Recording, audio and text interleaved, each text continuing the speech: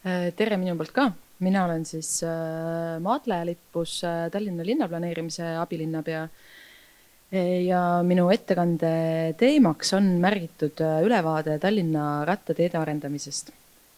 Aga nagu siin juba tavaks on saanud, siis tegelikult alustan ka mina pisut laiemalt, kuivõrd minu fookuseks ja teemaks on siis linnaruum laiemalt, linnaruumi turvalisus, mõnusus ja läbitavus erinevate liikumisviisidega.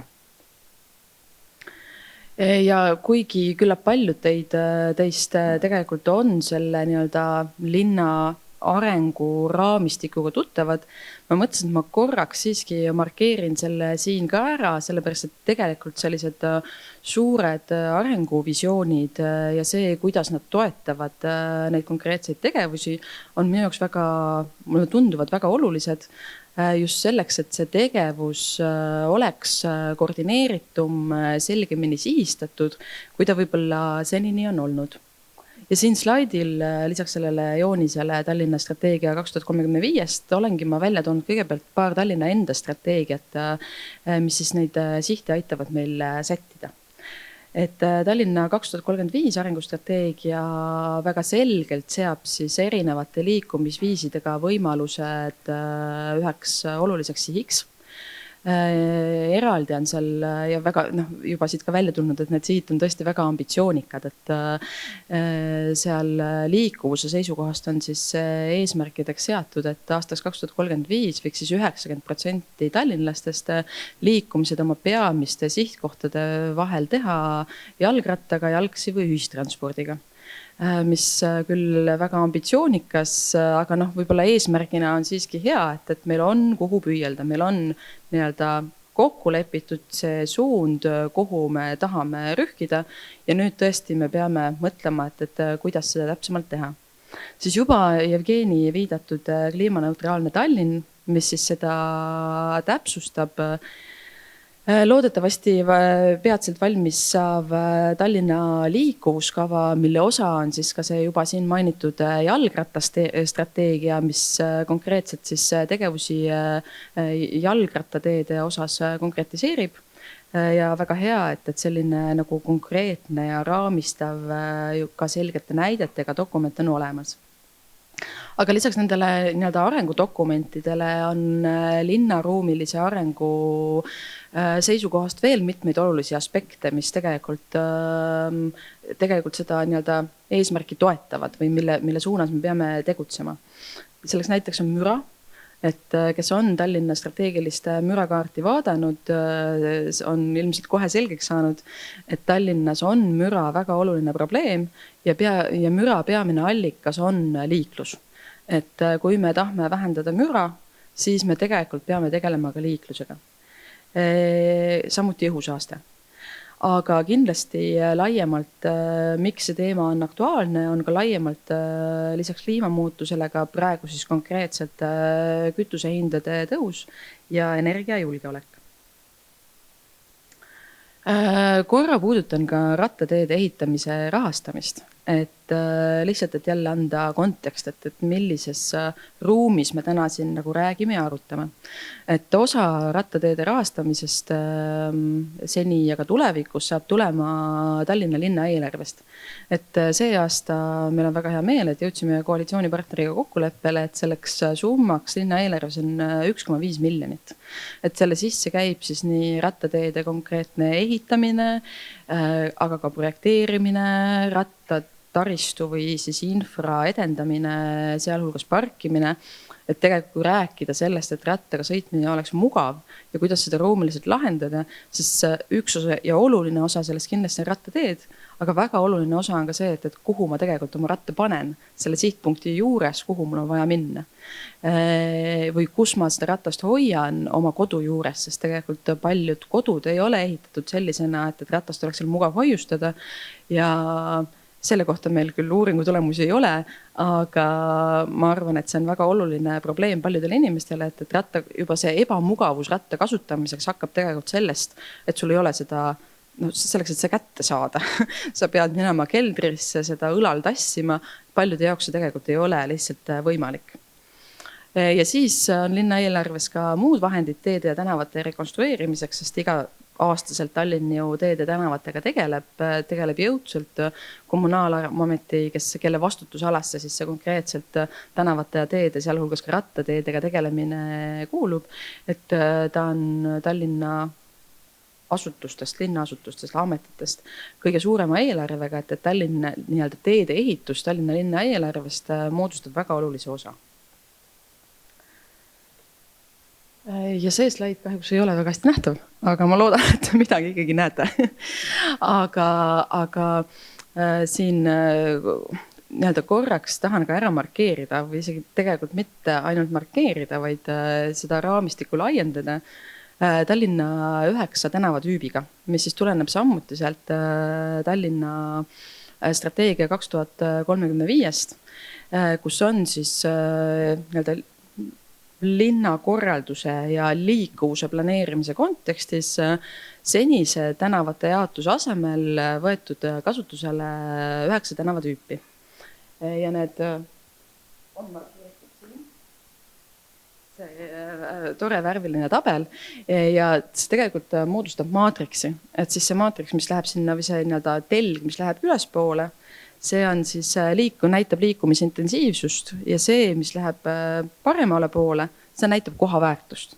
Ja mida me sellest tabelist nii-öelda kokkuvõtlikult järeldada saame või mis selle mõte on see, et igal tänaval on nii kohaväärtus, ehk see, et kuidas me seal ennast tunneme, kuidas me seal kas meil on seal turvaline just, kas me saame tegelikult rääkida inimesega, kes meie kõrval on, kas seal on ruumi tegelikult ka kohviku jaoks ja kas selles kohvikus on mõnus istuda, aga tõesti ka see, et kas mööda seda tänavat saab liikuda.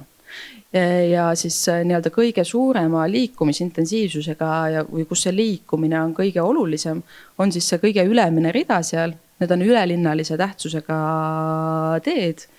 Ja nendele nii-öelda tähelepanu pööramine või arusaamine sellest on väga oluline ka rattastrateegia kontekstis, ehk et see on see koht, kus see strateegia 2035 ja rattastrateegia omavahel selgelt kokku saavad, on see, et tegelikult ratta põhivõrgustik peab kulgema siis nendes koridorides, mis me oleme kokku leppinud, et on nii-öelda liikumise jaoks kõige olulisemad. Sest see võimaldab ka rattaga liikumise osas ju ei ole eelkõige oluline see, et me lihtsalt mõnusalt kulgeksime ühes kohas teise, vaid nendele, kellele jaoks see on igapäevane liikumisviis, on väga oluline ka selle kiirus näiteks. Et tõesti mitte kulgeda seal inimeste vahel, vaid ratta keskmine kiirus Tallinnas on 16 kilomeetrit tunnis, et mul oleks võimalik selle kiirusega liikuda.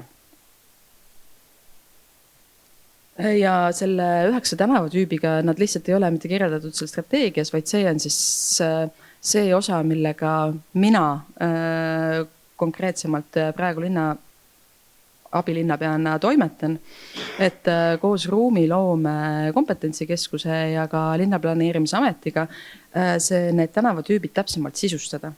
Et siin jälle ei ole väga hästi näha, aga olen ma näitena toonud siis ka ühe sellise näite kohaliku tee kirjeldusest. Kohalik tee on tüüp, mis on siin paremal, tähendab vasakul all, mis on siis väikse liikumisintensiivsusega ja väikse kohaliku või nii-öelda kohaväärtusega, aga mis on ka praeguse jaotuse järgi kõige enam levinud tänavaliik Tallinnas, et seal nii-öelda toimub kõige rohkem liikumist. Ja isegi võib-olla mitte liiga detaili siin minnes, aga kes on kokku puutunud nende võib-olla rahvusvaheliste tänavate juhenditega, nagu näiteks NATO standard või teised sellised tänavatüüpe kirjeldavad dokumendid, et selle nii-öelda loogika on analoogne. Ehk et ära kirjeldada seal erinevad tänava nii liikumis- kui ruumilist kvaliteeti mõjutavad näitajad, et me saaksime ülelinnaliselt terviklikult nendega arendada, mitte hakata neid detaile kokku leppima siis iga projekti käigus nagu iga kord eraldi, et mis seal ongi siis nagu käsitletud, ongi liikumiskiirus. Loomulikult see võiks olla või peaks olema Tänavatel, mis on suurema või tähendab, mis on nagu kohaliku väärtusega asumised tänavad, see peaks olema seal kokkuleppeliselt madalam.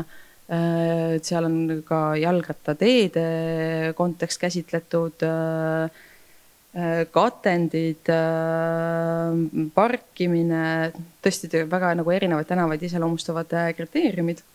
Ja mis selle kohaliku tee puhul on siis oluline, et kui ma enne ütlesin, et nende suure liikumisintensiivsusega tänavatel ehk ülelinnalistel tänavatel, et see on see koht, kus siis tõesti asub ka see jalgratta põhivõrk, et siis näiteks seda kohalikku teed, mis on siis enamik Tallinna tänavaid, ma lihtsalt ütlen ka, et see tabel on kättesaadav seal strateegia koduleheküljel, et siis seda kohalikku teed iseloomustab jagatud ruum.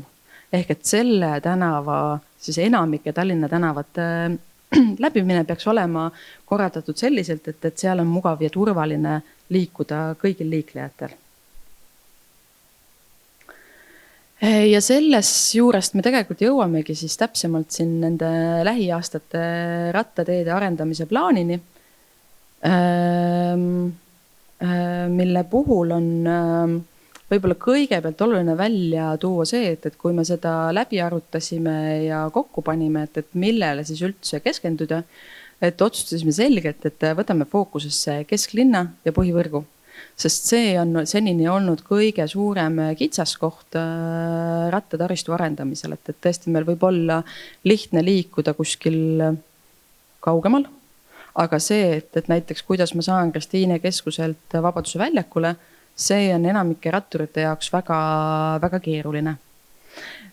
Sellesse plaani me praegu ei ole võtnud Liivalaia tänavat, sest et sinna on tellimisel trammiteede ruumiline analüüs, et nii-öelda eraldi oleme võtnud vaatluse alla ka trammivõrgu arendamise.